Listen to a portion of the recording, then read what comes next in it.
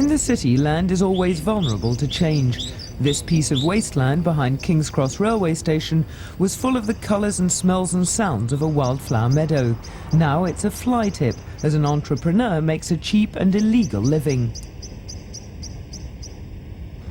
From the middle of the last century, the land was used as a storage yard for the coal which was brought down the canals from the mining towns in the north to burn in the homes and power stations of the capital. The land has been slowly reclaimed by nature until man grabbed it back.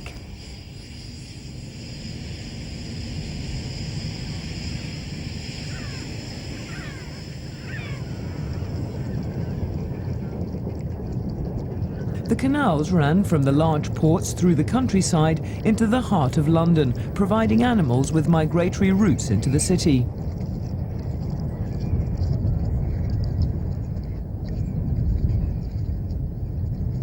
Black-headed gulls are birds of the shore, roosting on cliff faces and feeding from the rock pools.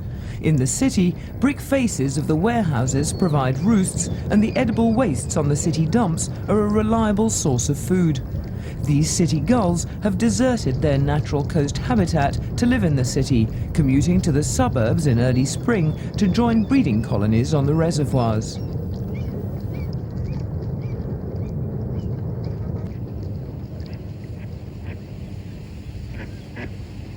As there is no natural current, the canal freezes as readily as a small pond. Locked away under the ice lie the plant and animal life that the wildfowl depend on for food.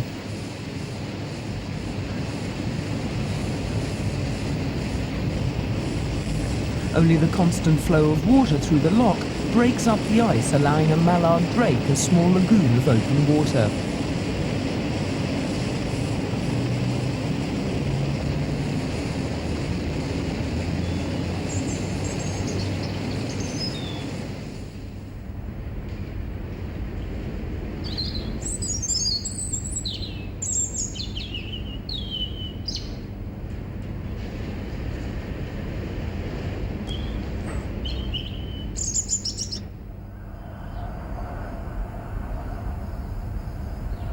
The canals and railways, although in competition, pursued each other along the same routes.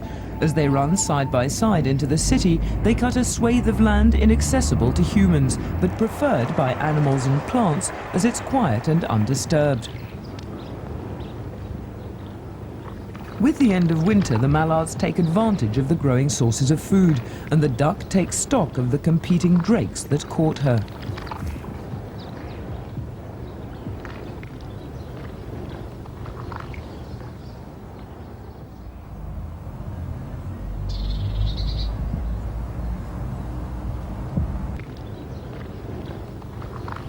As animals use the canal as a causeway to migrate into the city, so too do plants. Seeds float in from the countryside to wash up on the canal banks.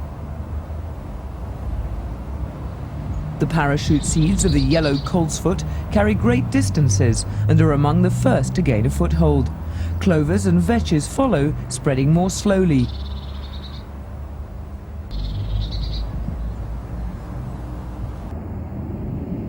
The towpath alongside the canal is regularly cleared of vegetation, and so to gain a foothold here, plants have to be inventive. This tree has dug its roots into the lime mortar of the crumbling brick wall and hung on.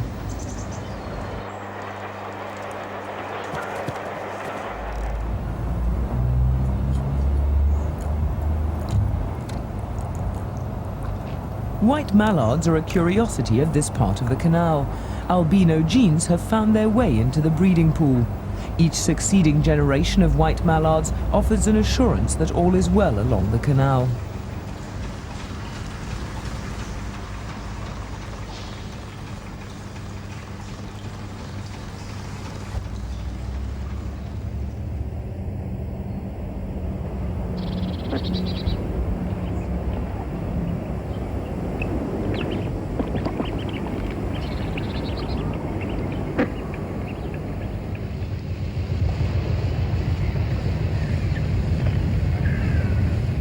The sycamore is an import from southern Europe, valued for its fine display in spring. It has become a prodigious colonizer of urban wasteland, as it's particularly resilient to pollution. So successful that many people prefer to dig it up, as it soon outgrows native trees. As it's a newcomer compared to the native trees, not so many insect species have learned to live on the sycamore, but it attracts those few species in great numbers and so supports a rich bird life.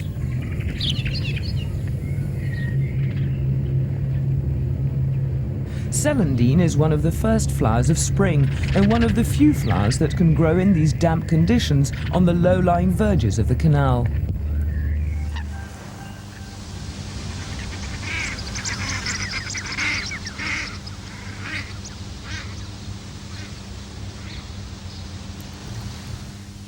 All willows love water. Their seeds need to fall on wet ground before they can germinate.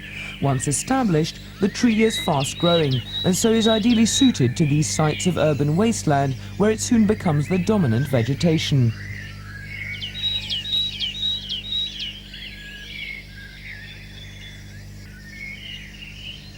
Another plant that's moved into the city to exploit these quicksilver habitats is the buddleia.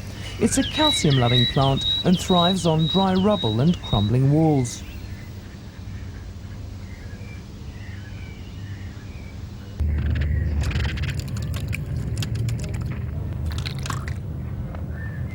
With spring, the cockbirds become preoccupied with appearance and fitness. It is their display that will gain them a territory, and it's their territory that will attract a mate.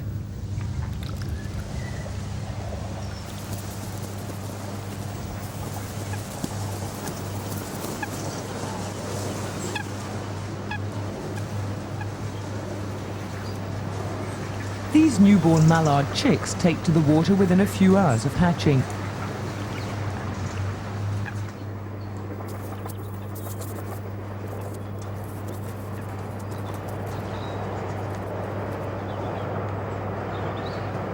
Despite the duck's vigilance, only one of her chicks is likely to survive the predation of cats from the land and kestrels from the sky to mature into a breeding adult. It's partly to compensate for the heavy loss of chicks from each brood that the urban mallards will breed again, producing another brood before autumn. There are often surprises among the population of birds. Like other unusual birds on the canal, they're probably escapees from a nearby park.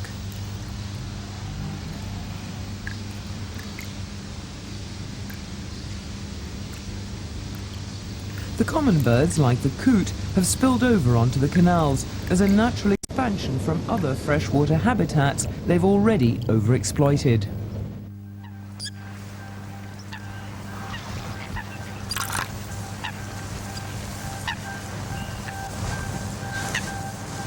Coots are among the most common breeding birds on London's waterways.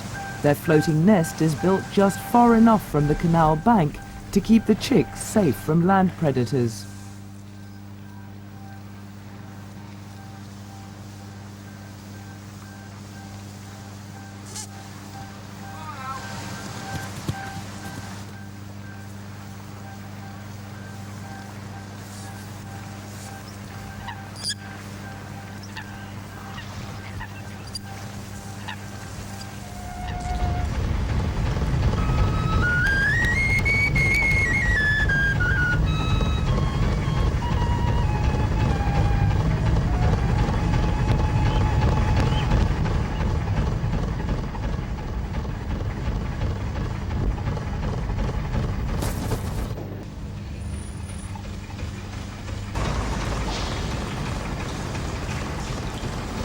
While feral pigeons are the most ubiquitous of town birds, they like to raise their young in secluded and undisturbed places.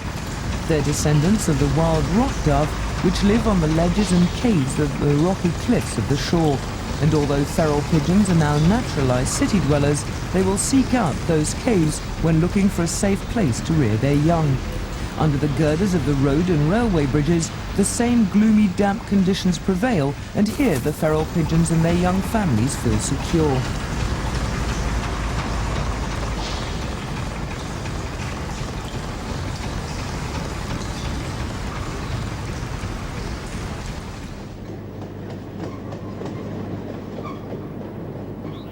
With midsummer, the canal wasteland has blossomed into a meadow full of wild flowers.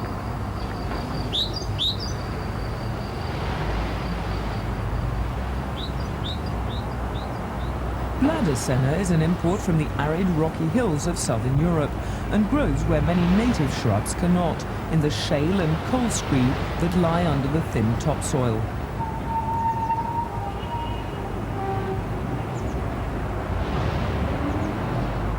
The poor quality of the soil limits the plants that can grow, but at the same time increase the variety. On nutrient-rich soil, the common virulent plants soon outgrow all the other plants. On poor soil, no plant can dominate at the expense of the others.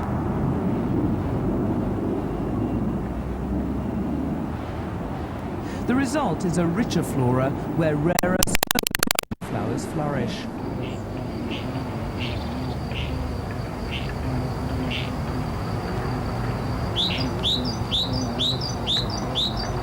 The variety of flowers attract a variety of pollinators. The insects attract the birds, and it's not long before the higher predators on the food chain learn that this is a good place to hunt.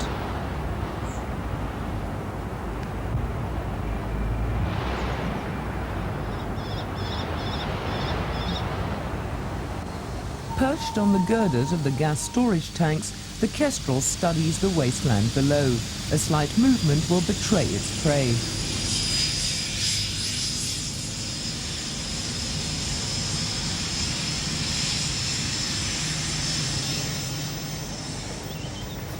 Rats are common, but they're rarely seen. They have more to fear from man than from their natural predators.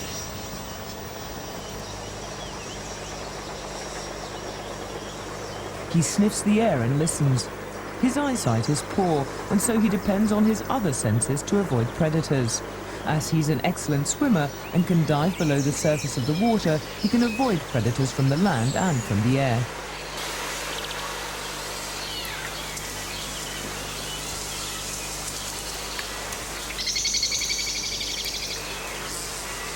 Exposed and vulnerable, a tufted duck herds her family away from open water to shelter under the railway bridge.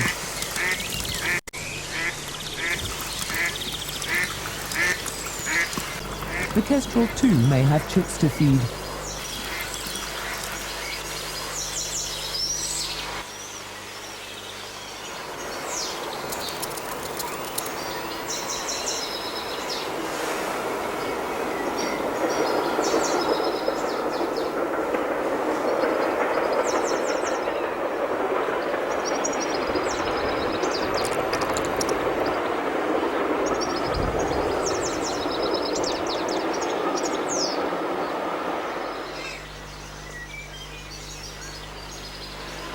Normally, introduced plants do not support the same variety of insects as native plants. Native plants and the insects have evolved in association with one another, while introduced plants, plucked from an environment and climate quite different from this one, have not had the time to build up these associations. Buddleia is the exception. Butterflies are attracted by its rich perfume and feed from its nectar, while several species of moth caterpillars eat its leaves.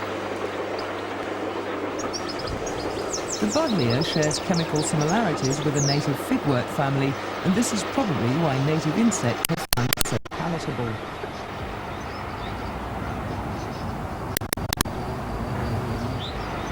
The rosebay willow herb is another plant that thrives on poor soil. It's a native plant that used to be confined to rocky hillsides. The willow herb's parachute seeds can be carried great distances, but it was not until the railways that they found the stony ground they need to germinate and spread along the shale tracks into the city.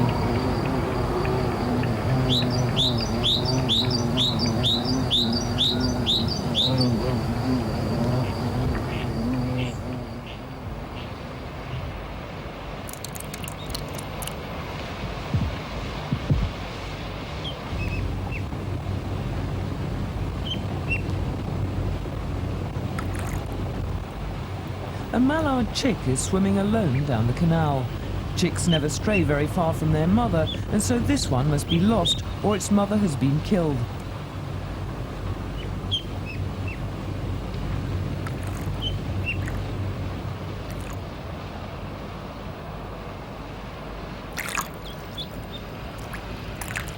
Hungry, picking more in hope at insects skirting the surface of the water, the chick has been abandoned in a world full of dangers.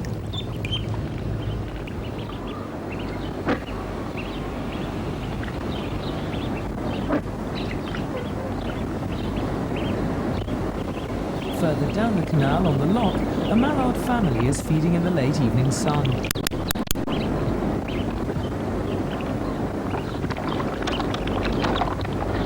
The chicks are secure with both parents close by.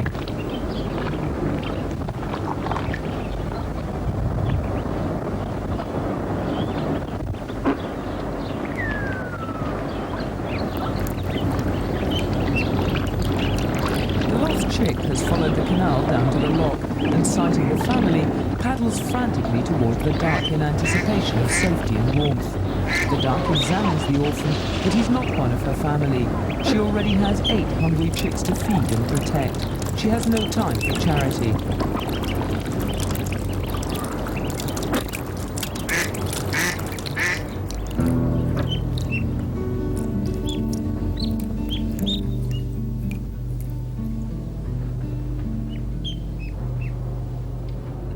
Nature does not see, nor hear, nor speak of the random cruelties that make its laws of survival.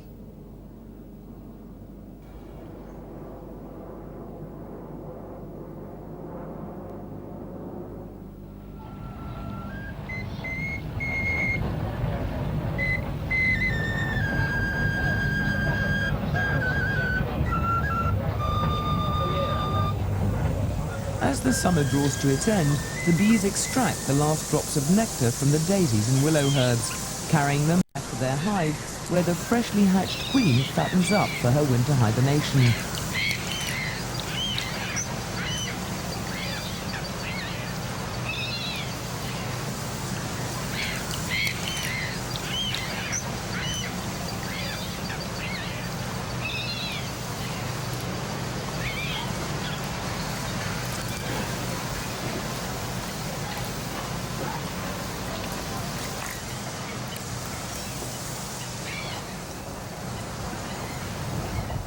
With the knowledge that winter is approaching, the birds must look again to their general condition.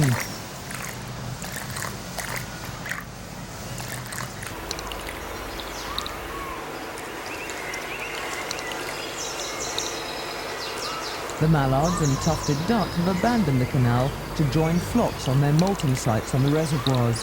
When their flight feathers have been replaced, many birds will set off on their migration south and east, while the residents will return to the canal.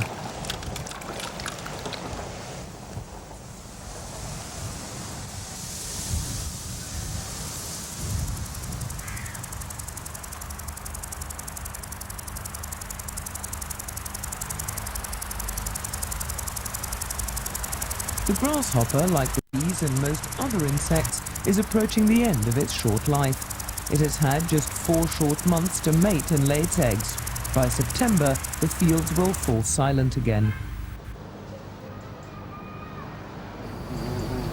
The insect's short life mirrors the flowering season of its food plants, and the survival strategy for insect species is closer to the plant than the animal kingdoms. The plants die away once they've released their seeds. Their short lives are single links in the chain of regeneration that precedes and succeeds them. Like the insects, the plants measure their individual success only by the success of the whole species.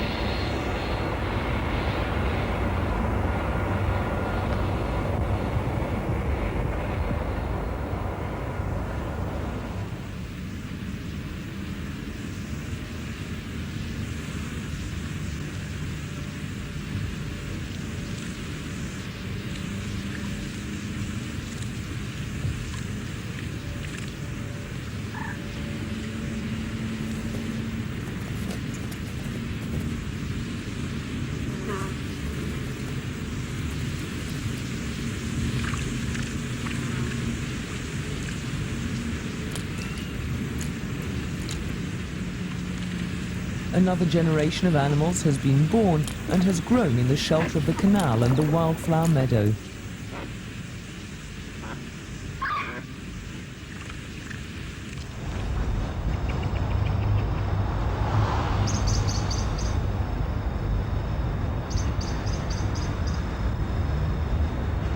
The shifting nature of the city offers no guarantees for these wild places.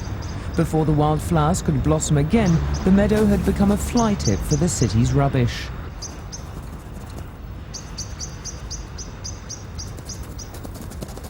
With each new plant that took tenuous root, with successive generations of white mallards that nested here, nature spent many years reclaiming this piece of city wasteland. Now it had been snatched back and the animals and plants evicted.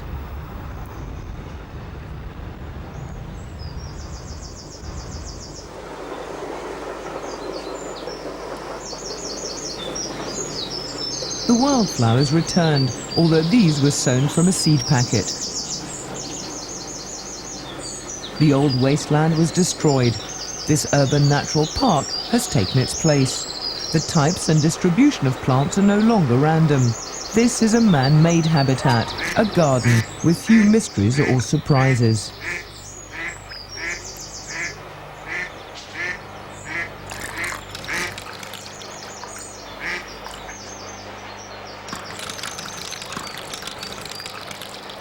But the animals do not make such distinctions.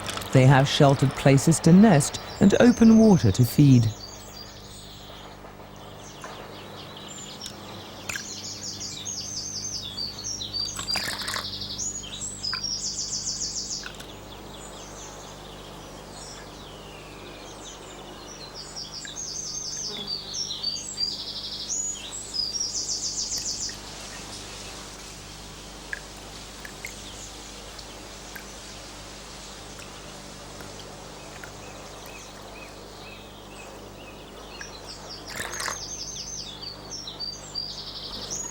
And the children can indulge their natural curiosity, watching and learning about nature. Benji, I've really got everything in mind. What they discover here is a gift they may carry through their lives.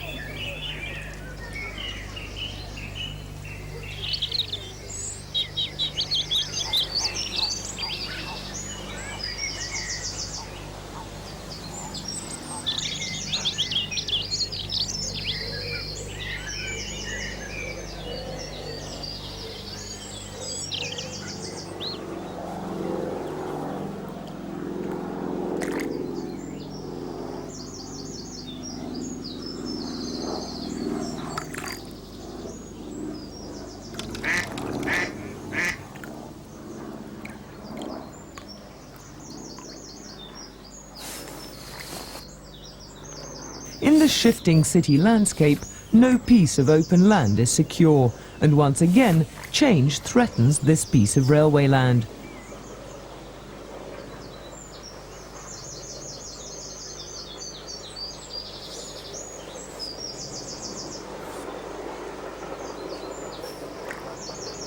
The city wants houses and offices, and only children and the animals want this piece of open space.